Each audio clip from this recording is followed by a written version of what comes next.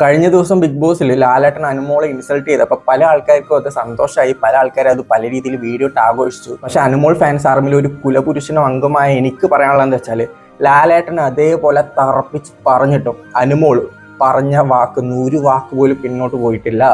കാരണം എന്താണ്? അനുമോൾ അവിടെ ജിസയിലും ആര്യനും ഉമ്മ വെക്കുന്ന കണ്ടു. അവിടെ എത്ര ക്യാമറ ഉണ്ട് പോലും ഇല്ല പോലും, പക്ഷെ നമ്മൾ അനുമോൾ അത് കണ്ടതുകൊണ്ടാണ് കണ്ടു എന്ന് തന്നെ പറയുന്നത്. ലാലേട്ടൻ പലതവണ ചോദിച്ചിട്ടും അനുമോള് മാറി പറഞ്ഞിട്ടില്ല. അതാണ് അനുമോള്. നിങ്ങളെ വിചാരം എന്താണ്? അനുമോൾ ആരാന്ന് നിങ്ങൾ വിചാരം?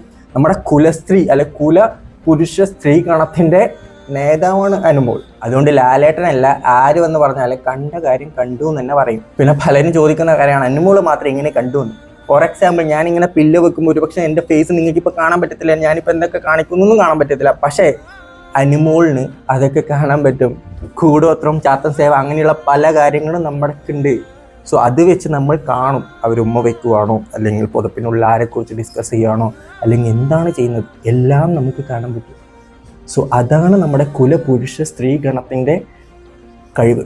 സോ ലാലേട്ടനോട് അനുമോൾ ഹേറ്റേഴ്സിനോട് ഒന്നേ പറയാനുള്ളൂ, ഇത് വേണ്ട, ഇത് വേറെ ആൾക്കാരാണ്. സോ ഇവിടെ വന്ന് കളിച്ചാൽ നല്ല രീതിയിൽ കണക്കൊക്കെ കിട്ടും. കാരണം കൂടോത്രം എന്ന് പറയുന്നത് ചില്ലറ കാര്യമൊന്നുമില്ല. നമ്മൾ ശപിച്ചാൽ പിന്നെ നിങ്ങൾക്ക് ഒന്നിനും പറ്റത്തില്ല. വേണമെങ്കിൽ ചപ്പാത്തി കളി എന്ന് വേണമെങ്കിൽ അനുമോളെ വിളിച്ചോ, പക്ഷെ സദാചാരം അത് നമ്മൾ വെച്ച് ഉറപ്പിക്കത്തില്ല. അത് ജിസയിലായാലും ആരായാലും കണ്ടു എന്ന് പറഞ്ഞാൽ കണ്ടു. നിങ്ങളെ കൊണ്ട് തെളിയിക്കാൻ പറ്റത്തില്ല. കാരണം ക്യാമറ കണ്ണുകളിൽ കൂടി കാണാത്ത കാര്യങ്ങൾ നമ്മൾ ചാത്തന്മാർ നമുക്ക് വന്ന് പറഞ്ഞു തരും. പിന്നെ നിങ്ങൾ വിചാരിക്കും നമുക്ക് അത്ര വലിയ പിടിപാടും കാര്യങ്ങളൊന്നും ഇല്ല.